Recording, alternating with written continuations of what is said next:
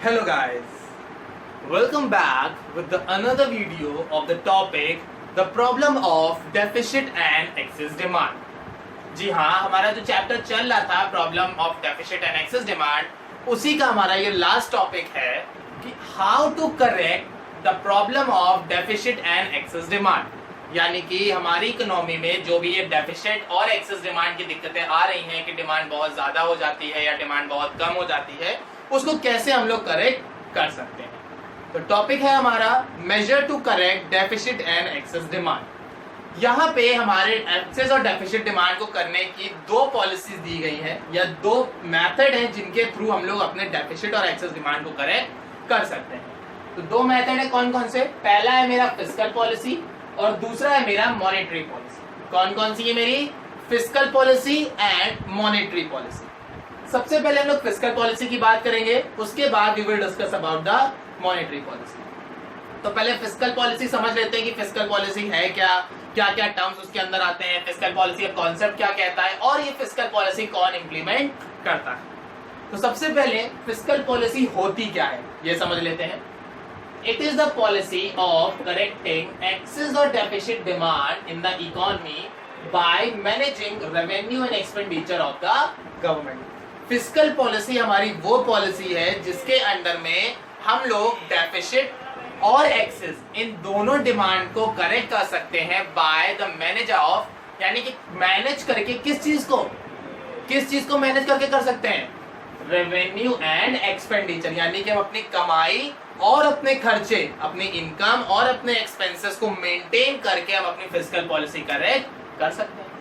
जैसे आपकी इनकम कम है तो खर्चे भी कम होंगे, तो अगर आपको खर्चे इकोनॉमी में बढ़ाने तो लोगों की इनकम बढ़ा दो, उनकी सैलरी बढ़ा दो, उनकी वेजेस बढ़ा दो, अल्टीमेटली वो खर्चे ज्यादा करने लगेंगे। जैसे आपने देखा होगा गवर्नमेंट सेक्टर में पे कमीशन लगता है, जैसे थर्ड पे कमीशन, फोर्थ पे कमीशन, फिफ्थ पे कमीशन, सिक्स्थ पे कमीशन, सेवेंथ पे कमीशन।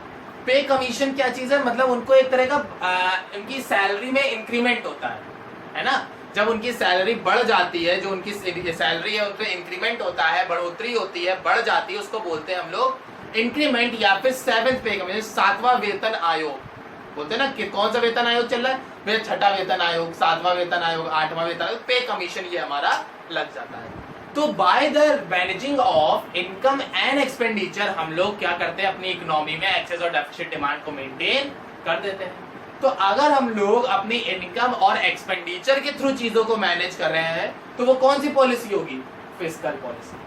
तो अगर आता है define the concept of fiscal policy या डिफाइन द फिस्कल पॉलिसी, तो आप सिर्फ इतना लिखेंगे, it is the policy to correct the deficit and excess demand in the economy by managing income and expenditure of a government. Government के जो भी income या एक्सपेंडिचर है उनको मैनेज करके अगर अपनी इकोनॉमी की एक्सेस और डेफिसिट डिमांड को करेक्ट करते हैं तो वो मेरी कहलाती है फिस्कल पॉलिसी। अब जब ये इनकम और एक्सपेंडिचर गवर्नमेंट के हैं तो इस इनकम और एक्सपेंडिचर को कंट्रोल कौन करेगा? ऑब्वियसली ये गवर्नमेंट करेगी। तो it is pursued by the government, यानी कि फिस्कल पॉलिसी के जो भी रूल्स एंड रेगुलेशन है, जो भी गाइडलाइंस है, जो भी पॉलिसी है, जो भी टर्म्स एंड कंडीशन है, या whatever the it is controlled by the government. यानी गवर्नमेंट डिसाइड करेगी कि उसकी जो भी इनकम हो रही है उसको कहाँ कहाँ खर्चा करना है, कहाँ खर्चा नहीं करना है, कहाँ से इनकम कमानी है या कहाँ से इनकम नहीं कमानी है। तो basically it is control, manage, regulate and pursued by the government. इतनी बात समझ में आ गई? चलिए अब बात करते हैं कि कौन कौन से मेथड ऐसे हैं जिनके थ्रू हम लोग अपनी डेफिसिट और एक्सेस डिमांड को करेक्ट कर सकते हैं। तो यहाँ पे हमारी फिस्कल पॉलिसी के अंदर चार हमारे मेथड्स आते हैं। ये चार मेथड्स हैं हमारे जिनके थ्रू हम लोग अपनी फिस्कल और मॉनेटरी पॉलिसी को करेक्ट कर सकते हैं। या कौन कौन से मेथड, मतलब चार मेथड जिनके थ्रू हम लोग अपनी डेफिसिट और एक्सेस डिमांड को करेक्ट कर सकते हैं। सॉरी, फिस्कल और मॉनेटरी बोल दिया कि यहाँ पे चार मेथड्स के थ्रू हम लोग डेफिसिट और एक्सेस डिमांड को करेक्ट कर सकते हैं। सबसे पहले आता है गवर्नमेंट एक्सपेंडिचर। जैसे हमने बोला यहाँ पे अभी कि ये जो भी इनकम और एक्सपेंडिचर है वो गवर्नमेंट के, तो जाहिर सी बात है जो सही करने का तरीका होगा या जो सही करेगा वो कौन करेगा? गवर्नमेंट करेगी। तो बाय द प्रोसेस ऑफ या by the method of government expenditure हम लोग अपने डेफिसिट और एक्सेस डिमांड को करेक्ट कर सकते हैं। जैसे अगर आपकी इकोनॉमी में एक डेफिसिट डिमांड है, डेफिसिट डिमांड का मतलब अगर आपकी इकोनॉमी में डिमांड कम है तो क्या होगा? गवर्नमेंट अपने एक्सपेंसेस बढ़ा देगी, मार्केट में पैसा फ्लो करा देगी, चीजें ज्यादा खरीदने लगेगी, लोगों को सब्सिडी ऑफर कर देगी, कंसेशनल रेट पे चीजें ऑफर करने लगेगी। मतलब गवर्नमेंट ऐसी कुछ टेक्निक्स अपनाएगी या ऐसा कुछ करेगी जिससे मार्केट में पैसा ज्यादा फ्लो हो, और जैसे ही मार्केट में पैसा ज्यादा फ्लो होगा लोगों के पास पैसा आएगा, और जैसे ही लोगों के पास पैसा आएगा वो खर्चा करना शुरू करेंगे, जिससे एक्सपेंडिचर जो है वो बढ़ जाएगा, और जैसे ही एक्सपेंडिचर बढ़ा तो हमारी जो डेफिसिट डिमांड है वो करेक्ट हो जाएगी और हमारे बैलेंस हो जाएगी सारी की सारी इकोनॉमी। बात समझ में आई? तो हमारे अगर डेफिसिट डिमांड है, डिमांड अगर कम चल रही है, तो उस केस में जो गवर्नमेंट है वो इकोनॉमी में पैसा इंजेक्ट करेगी। इंजेक्ट करने का मतलब डालेगी, वहां खर्चा करेगी। तो डेफिसिट डिमांड है तो गवर्नमेंट एक्सपेंडिचर ज्यादा होगा। वहीं पे अगर आपकी एक्सेस डिमांड है, पहले से ही खर्चा हो रहा है, पहले से इकोनॉमी में सब कुछ खर्चा हो रहा है, सभी लोग खर्चा कर रहे हैं, तो यहाँ पे गवर्नमेंट क्या करेगी? खर्चा अपना रोक लेगी। गवर्नमेंट फिर नहीं करेगी। गवर्नमेंट कहेगी जब प्राइवेट सेक्टर कर ही रहा है, बाकी सेक्टर्स कर रहे हैं, तो फिर हम क्यों करें? हम करेंगे तो और ज्यादा हो जाएगा। तो इट्स बेटर कि गवर्नमेंट जो है वो अपने एक्सपेंसेस होल्ड कर ले और गवर्नमेंट अपना खर्चा कम कर दे। तो डेफिसिट डिमांड है तो गवर्नमेंट अपने एक्सपेंडिचर बढ़ा देगी। वही अगर एक्सेस डिमांड है तो गवर्नमेंट अपने खर्चे कम कर देगी। डेफिसिट डिमांड है, खर्चे बढ़ा देगी। एक्सेस डिमांड है, खर्चे कम कर देगी। बात समझ में आ गई? अब सेकंड मेरा आता है टैक्सेस। टैक्सेस जैसे आप लोग सभी लोग जानते होंगे, टैक्सेस हमारे दो तरह के होते हैं, direct taxes and indirect taxes. Direct taxes हमारी एक तरह की कंपलसरी पेमेंट होती है जो कि हमें करनी ही करनी है। अगर हमारे ऊपर चार्ज हो रही है तो वो हम ही को पे करनी है, उसका बर्डन हम दूसरों पे शिफ्ट नहीं कर सकते हैं, उसको बोलते हैं डायरेक्ट टैक्स। यानी वो टैक्स जिसका बर्डन जो एसएससी है या जिसके ऊपर चार्ज हो रहा है उसी को ही पे करना पड़ेगा और वो उसको शिफ्ट नहीं कर सकता है, वो टैक्सेस मेरे कहलाते हैं डायरेक्ट टैक्सेस। जैसे इनकम टैक्स, अब अगर इनकम मेरी हो रही है, कमा मैं रहा हूं, तो टैक्स तो मैं ही पे करूंगा। ऐसा तो है नहीं कि जो दूसरा बंदा वो पैसे कह दो वो टैक्स पे कर दे। हाउस टैक्स, घर मेरा है, घर मेरे नाम पे, तो हाउस टैक्स मैं दूंगा। अब जब घर मेरा है तो house tax, water tax, sewer tax, ये सब भी मैं ही दूंगा। तो जाहिर सी बात है कि जो टैक्सेस किसी पर्सन पे एम्प्लॉयड हो रहे हैं और वो उसी को ही पे करने पड़ेंगे, कंपलसरी है, तो वो डायरेक्ट टैक्स कहलाते हैं। वही ऐसे टैक्सेस जिनका बर्डन गवर्नमेंट दूसरों मतलब जिसका बर्डन लोग दूसरों पे शिफ्ट कर सकते हैं, वो इनडायरेक्ट टैक्सेस होते हैं। जैसे जीएसटी, हम सामान खरीदते हैं तो हम किसी और को देते हैं, जब कोई हमसे खरीदता है तो वो हमको जीएसटी पे करता है, जब वो आगे किसी को बेचेगा तो वो उससे जीएसटी ले लेगा, तो सबकी जीएसटी कवर अप होती जा रही ना। तो वही चीज यहाँ पे है टैक्सेस। तो यहाँ पे हम लोग डायरेक्ट टैक्सेस की बात कर रहे हैं। डायरेक्ट टैक्सेस का मतलब अगर इकोनॉमी में डेफिसिट डिमांड है, अगर इकोनॉमी में डिमांड कम है, तो गवर्नमेंट क्या करेगी? टैक्सेस कम कर देगी। टैक्सेस कम कर देगी तो चीजें सस्ती हो जाएंगी, चीजें सस्ती हो जाएंगी तो लोग खर्चा करना शुरू कर देंगे, और जैसे ही लोगों ने खर्चा करना शुरू किया वैसे इकोनॉमी में एक्सपेंसेस होने लगेंगे और हमारी जो डेफिसिट डिमांड की कंडीशन है वो करेक्ट हो जाएगी। तो अगर इकोनॉमी में अगर डेफिसिट डिमांड चल रही है, डेफिसिट डिमांड कम चल रही है, तो जो टैक्स रेट है वो टैक्स रेट हम लोग कम कर देंगे। टैक्स रेट कम करने से चीजें सस्ती हो जाएंगी, चीजें सस्ती हो जाएंगी तो लोग उसको खरीदना ज्यादा शुरू कर देंगे। वही अगर इकोनॉमी में हमारी एक्सेस डिमांड है, पहले से ही डिमांड बहुत ज्यादा है, तो एक्सेस डिमांड की सिचुएशन में क्या होगा? हमारी जो गवर्नमेंट है वो टैक्सेस बढ़ा देगी। टैक्स बढ़ा देगी तो चीजें महंगी हो जाएंगी, महंगी हो जाएंगी तो जो लोग उसको खरीद रहे थे और जो एक्सेस डिमांड थी, अब लोग उसको खरीदना बंद कर देंगे, और जैसे ही लोग उसको खरीदना कम कर देंगे वैसे ही वो एक्सेस डिमांड आपकी करेक्ट हो जाएगी। बात समझ में आई? तो यहाँ पे क्या है? टैक्सेस के केस में अगर डेफिसिट डिमांड है तो गवर्नमेंट टैक्सेस कम कर देगी, अगर एक्सेस डिमांड है तो गवर्नमेंट टैक्सेस बढ़ा देगी। बात समझ में आ गई? नेक्स्ट आता है पब्लिक बोरोइंग। पब्लिक बोरोइंग का मतलब हो गया कि गवर्नमेंट पब्लिक से पैसा बोरो कर रही है, मतलब लोगों से पैसा बोरो कर रही है, किसी सेविंग प्लान में लगा के, किसी सर्टिफिकेट परचेज करवा के, कोई एफडी करा के, कोई रिकरिंग डिपॉजिट करा के, किसी भी मेथड्स के थ्रू गवर्नमेंट क्या कर रही है? लोगों से पैसा ले रही है। तो अगर यहाँ पे डेफिसिट डिमांड है, डिमांड पहले से ही कम है, तो गवर्नमेंट क्या करेगी? कोई बात नहीं, हमारा पैसा था, आप रखे रहो, हमें नहीं चाहिए वापस, आप रखो, खर्चा करो, कोई दिक्कत नहीं, आप आराम से इस्तेमाल करो, हमें पैसा नहीं चाहिए। तो अगर डेफिसिट डिमांड है तो गवर्नमेंट क्या करेगी? जो गवर्नमेंट की बोरोइंग थी, जो गवर्नमेंट ने पब्लिक को बांटी हुई थी, वो पब्लिक के पास ही रहने देगी, वापस नहीं मांगेगी, कहेगी तुम ही रखो अपने पास, हमें पैसा नहीं चाहिए। क्यों? ताकि लोगों के पास पैसा बना रहे और लोग पैसे खर्चे करते रहे। जब लोग पैसा खर्चा करेंगे तो उनके पास एक्सपेंसेस होंगे तो जो एक्सेस डेफिसिट डिमांड है वो करेक्ट हो जाएगा। तो पब्लिक बोरोइंग का मतलब हो गया कि गवर्नमेंट जो है वो लोगों को पैसा बांट, तो अगर डेफिसिट डिमांड है तो वो पैसा ज्यादा बांटेंगे और लोगों से कहेंगे आप अपने पास रखो, हमें पैसा नहीं चाहिए। वहीं अगर एक्सेस डिमांड होगा, डिमांड ज्यादा होगी, तो गवर्नमेंट क्या कहेगी, भैया पैसा लाओ, हमारा वापस करो, पैसा जो तुमने बोरो किया था हमसे, जो तुमने हमसे उधार लिया था वापस करो, बहुत खर्चा कर लिया, फालतू खर्चा करने के लिए पैसा, हमारा पैसा देने के लिए पैसा नहीं है, लो वापस करो पैसा मेरा। तो जब एक्सेस डिमांड होगी तो क्या करेगी गवर्नमेंट, पैसा वापस ले लेगी। जैसे ही गवर्नमेंट पैसा वापस लेगी तो क्या होगा, लोगों के पास कैश कम हो जाएगा। जब लोगों के पास कैश कम हो जाएगा तो वो खर्चा कम कर पाएंगे, और जब वो खर्चा कम करेंगे तो एक्सेस डिमांड जो है वो करेक्ट हो जाएगी। तो अगर डेफिसिट डिमांड है तो गवर्नमेंट अपनी बोरोइंग्स पब्लिक के पास ही रहने देगी ताकि वो खर्चा कर पाए, और अगर एक्सेस डिमांड है तो गवर्नमेंट क्या करेगी, अपनी बोरोइंग लोगों से ले लेगी ताकि लोगों के पास पैसा कम हो जाए और वो खर्चा ना कर पाए। ये तरीका मेरा हो गया पब्लिक बोरोइंग। लास्ट मेरा आता है borrowing from the RBI. Borrowing from the RBI का मतलब हो गया आरबीआई से बोरो करें। तो अगर एक्सेस डिमांड है, पहले से ही डिमांड बहुत ज्यादा डिमांड इकोनॉमी में, तो गवर्नमेंट बोरो नहीं करेगी, क्योंकि पहले से डिमांड ज्यादा, तो बोरो करके क्या करे, क्यों अपने ऊपर कर्जा बढ़ा ले, हमें नहीं चाहिए पैसा। जैसे अगर आप लोग के पास पैसा होता है, पैसा पड़ा हुआ है, तो क्या पेरेंट्स से मांगते हैं, नहीं मेरे पास पड़ा, हम खर्चा कर लेंगे, कोई दिक्कत नहीं है। सेम एज इट इज, जब गवर्नमेंट के पास पैसा पहले से ही है, पहले से इकोनॉमी में एक्सेस डिमांड है, पहले से ही सब लोग खर्चा कर रहे हैं अच्छे से, तो फिर आरबीआई से मांगने की जरूरत ही नहीं है। तो अगर एक्सेस डिमांड है तो आरबीआई से पैसे बोरो नहीं करेंगे।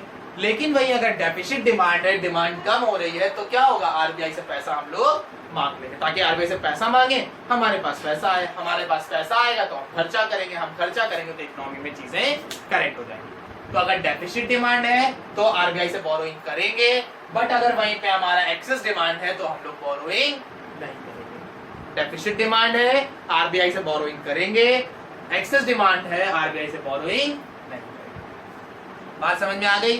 तो यहाँ पे हमारे चार ये मेथड्स थे, चार मेजरमेंट थे जिनके थ्रू हम लोग अपनी डेफिसिट और एक्सेस डिमांड को करेक्ट कर सकते हैं। ये था हमारा फिस्कल पॉलिसी। अब बात करते हैं हमारी सेकंड पॉलिसी के ऊपर, जो है हमारी मॉनेटरी पॉलिसी।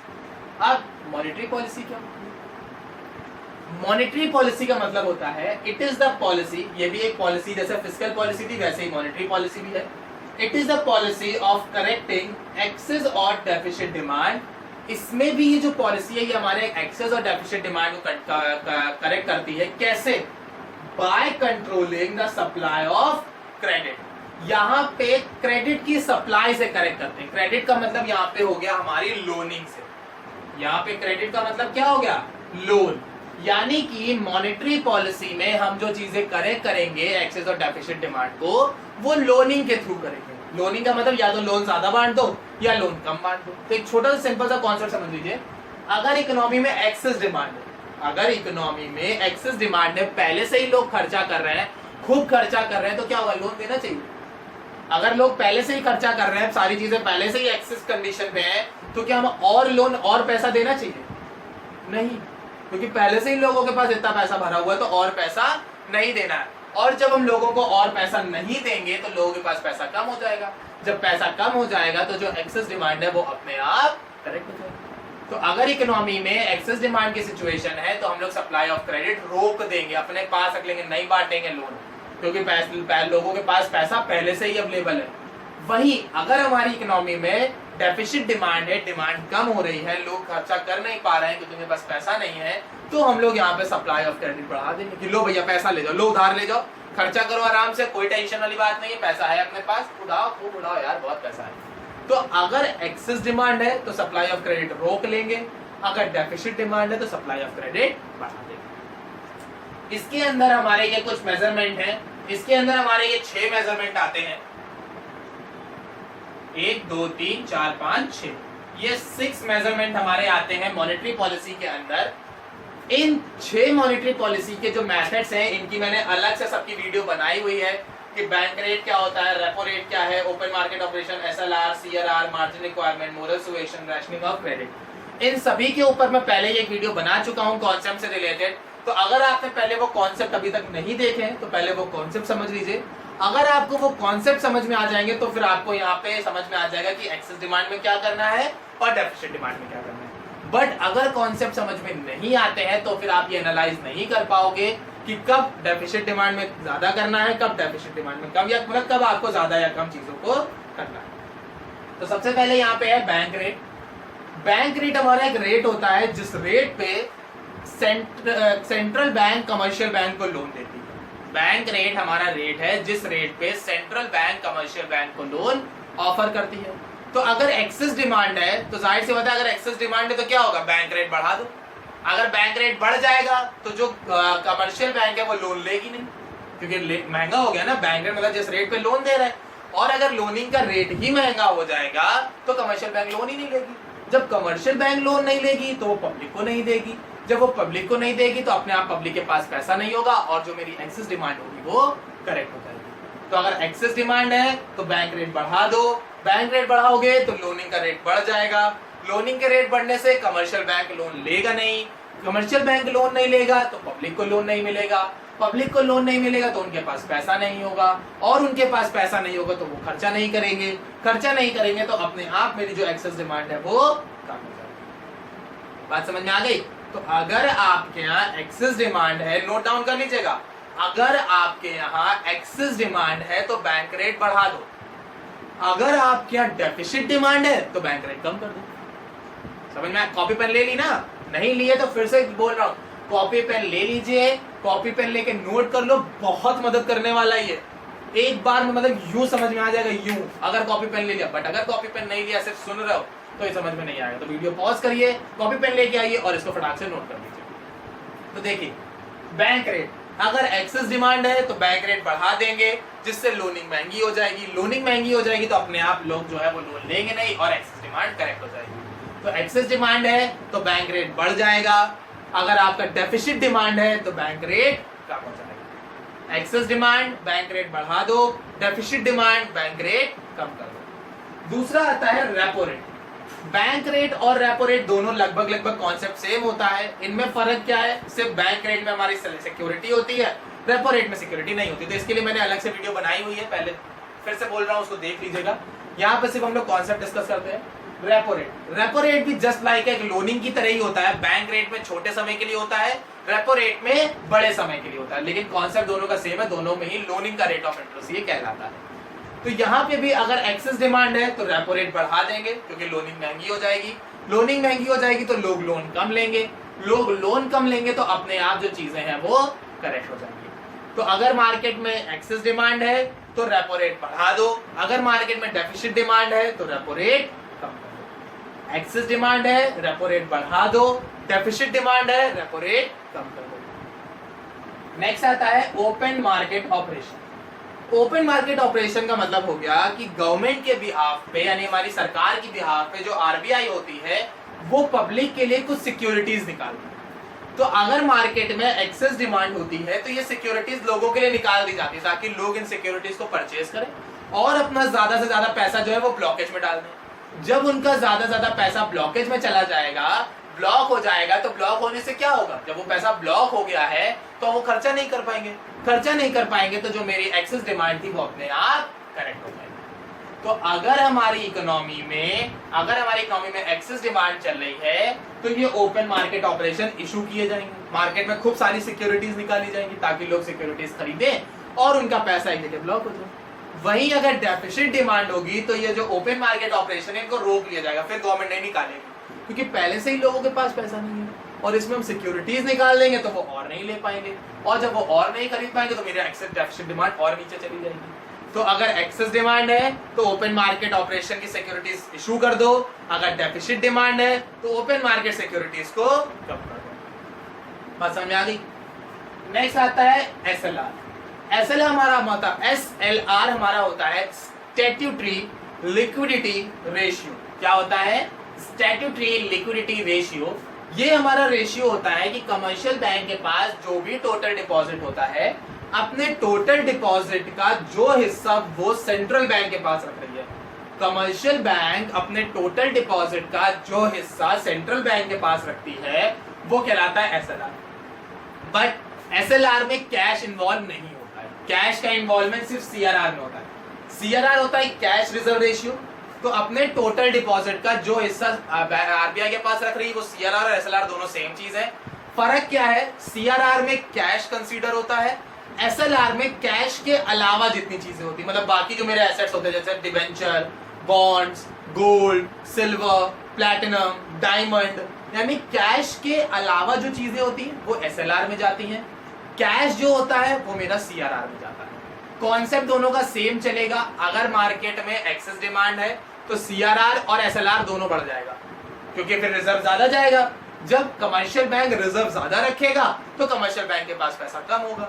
जब कमर्शियल बैंक के पास पैसा कम होगा तो लोनिंग कम होगी, और लोनिंग कम होगी तो अपने आप एक्सेस डिमांड सही हो जाएगा। तो अगर एक्सेस डिमांड है तो एसएलआर या सीआरआर जो भी बात हो रही है उन दोनों को इंक्रीज कर दो, उससे रिजर्व जो है वो बढ़ जाएगा। रिजर्व बढ़ने से कमर्शियल बैंक को अब ज्यादा रिजर्व रखना पड़ेगा। जब कमर्शियल बैंक ज्यादा रिजर्व रखेगी तो उसके पास पैसा कम हो जाएगा। जैसे मान लो पहले 100 रुपए में 10 रुपए रिजर्व जा रहा था, अब सीआरआर और एसएलआर बढ़ गया तो अब 40 रुपए रिजर्व जा रहा है। तो 40 रुपए जा रहा है तो मेरे पास तो 60 ही रुपए बचा ना। पहले 90 बच रहा था, अब 60 बच रहा है। तो उससे क्या होगा, लोनिंग मेरी कम हो जाएगी। लोनिंग कम होगी तो एक्सेस डिमांड करेक्ट हो जाएगी। तो एक्सेस डिमांड है तो सीआरआर और एसएलआर को बढ़ा देंगे। वहीं अगर डेफिसिट डिमांड है तो सीआरआर और एसएलआर को हम लोग कम करेंगे। नेक्स्ट आता है मार्जिनल रिक्वायरमेंट। मार्जिनल रिक्वायरमेंट का जो डाउन पेमेंट करते हैं ना, डाउन पेमेंट करते हैं कि भैया जो भी सामान लेने जा रहे हैं उसके लिए 20%, 30%, 40%, 50% जो हम लोग टोकन देते हैं कि भैया ये ले लो डाउन पेमेंट, बाकी ईएमआई पे दे दो। तो मार्जिन रिक्वायरमेंट का मतलब होता है कि लोन लेने के लिए जो पैसा हमारे पास होना चाहिए उस पैसे को हम लोग बोलते हैं मार्जिनल रिक्वायरमेंट। तो अगर एक्सेस डिमांड है, मार्केट में पहले से ही लोग खर्चा कर रहे हैं, तो इस मार्जिन रिक्वायरमेंट को हम बढ़ा देंगे। मतलब जो चीज पहले 10% पेमेंट पे मिल रही थी अब वो 50 पेमेंट कर 50%। यानी कि आप 1 लाख का सामान लेने जा रहे हो, 1 लाख का सामान लेने में क्या हो रहा है कि वो पहले कह रहा था, पहले 1 लाख का सामान लेने जा रहा है, वो पहले कह रहा था भाई साहब आप 10,000 रुपए दे दो, सामान ले जाओ, बाकी किस्तों पे, ठीक। लेकिन अगर मार्केट में एक्सेस डिमांड है, लोग पहले से ही खर्चा कर रहे हैं, तो क्या कहेगा, भाई साहब देखिए 50% अभी, 50% ईएमआई। तो कहां पहले 10,000 देना पड़ रहा था, कहां 50,000 देना पड़ रहा है, 40,000 ज्यादा देना पड़ रहा है। अब बहुत सारे लोग होंगे जिनके पास 50,000 रुपए नहीं होंगे, तो वो क्या करेंगे, खर्चा नहीं करेंगे। जब वो खर्चा नहीं करेंगे तो एक्सेस डिमांड करेक्ट हो जाएगा। वहीं जब डेफिसिट डिमांड होगा तो वो क्या कहेगा, कोई बात नहीं, चिंता मत करिए, आप ऐसे ही ले जाइए और पूरा ईएमआई पे दे दियो। क्यों, ताकि लोग खरीदे तो खरीदेंगे, भले ईएमआई के रूप में ही देंगे, बट पैसा तो पे करेंगे ना। और जब वो पैसा पे करेंगे तो अपने आप सारी चीजें सही हो जाएंगी। तो अगर एक्सेस डिमांड है तो यहाँ पे मार्जिन रिक्वायरमेंट बढ़ा दिया जाएगा, डेफिसिट डिमांड है तो मार्जिन रिक्वायरमेंट कम कर दिया जाएगा। नेक्स्ट आता है मोरल सुवेशन। मोरल सुवेशन का मतलब होता है, सुवेशन का मतलब होता है प्रेशराइज करना किसी को। तो मोरल सुवेशन का मतलब होता है यहाँ पे कि आपको आरबीआई जो है वो प्रेशराइज कर रही है कि लोन बांटो या ना बांटो। तो अगर एक्सेस डिमांड है, डिमांड ज्यादा हो रही है, तो आरबीआई आपको प्रेशराइज करेगी, यानी आरबीआई कमर्शियल बैंक को प्रेशराइज करेगी कि लोन नहीं बांटोगे। अगर एक्सेस डिमांड है तो आप लोन नहीं बांटोगे क्योंकि लोगों के पास पैसा पहले से ही अवेलेबल है। लेकिन वहीं अगर आपकी डेफिसिट डिमांड है तो आरबीआई क्या कहेगी, लोन बांटो, खूब बांटो, जितना बांट सकते हो उतना बांटो, बांटते रहो, कोई टेंशन वाली बात नहीं है। तो अगर आपकी इकोनॉमी में एक्सेस डिमांड है तो आरबीआई क्या कहेगी, लोन बांटो, लोन मत बांटो। वहीं आपकी जो डेफिसिट डिमांड होगी तो वहां पे आरबीआई कहेगी लोन बांटो। एक्सेस डिमांड है, लोन मत बांटो, डेफिसिट डिमांड है, लोन बांटो। नेक्स्ट आता है rationing of credit. Rationing of credit का मतलब होता है यहाँ पे हम लोगों को अलग अलग कैटेगराइज कर देंगे कि किसको हमें कितना लोन देना है। मतलब अगर जैसे कोई कंजप्शन के लिए आ रहा है, शादी के लिए आ रहा है, पार्टी के लिए आ रहा है, कार लेने के लिए आ रहा है, तो उसको एक लिमिट में लोन देंगे, 1 लाख, 2 लाख, 3 लाख, 4 लाख का तक का लोन देंगे, इससे ज्यादा नहीं देंगे। बट अगर कोई बिजनेस पर्पस के लिए आ रहा है या अपने बिजनेस को बड़ा करने के लिए आ रहा है या नया बिजनेस सेटअप करने के लिए आ रहा है तो उसको लोन ज्यादा देंगे। तो हमने क्या करा, यहाँ पे 2 कैटेगरी डिवाइड कर दी। एक, जो लोग इकोनॉमी में सिर्फ खर्चा कर रहे हैं, इनकम नहीं अर्न कर रहे हैं, उनको लोन कम बांटेंगे। वहीं एक तरफ जो लोग इकोनॉमी में बिजनेस दे रहे हैं उनको लोन ज्यादा बांटेंगे, या प्राइमरी सेक्टर को लोन ज्यादा देंगे, सेकेंडरी को कम देंगे।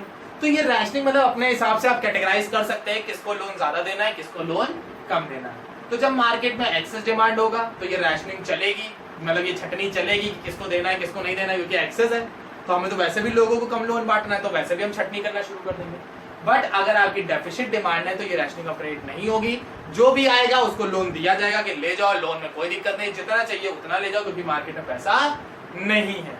तो अगर डेफिसिट डिमांड है तो रैशनिंग ऑफ क्रेडिट नहीं होगी, बट अगर एक्सेस डिमांड है तो रैशनिंग ऑफ क्रेडिट हो जाएगी। अब ये जो सारे मेरे ये जो मेथड्स थे, जो भी हमने मेथड्स की बात करी है, ये सारे मेथड्स कंट्रोल कौन करेगा? It is controlled by the RBI. मतलब ये जो भी मेरे मेथड्स हैं, चाहे मेरा बैंक रेट हो, रेपो रेट हो, सीआरआर, एसएलआर, ओपन मार्केट, मोर ऑब्जर्वेशन, क्रेडिट रैशनिंग, कुछ भी हो, इन सब का जो कंट्रोल है वो किसके हाथ में? आरबीआई के हाथ में।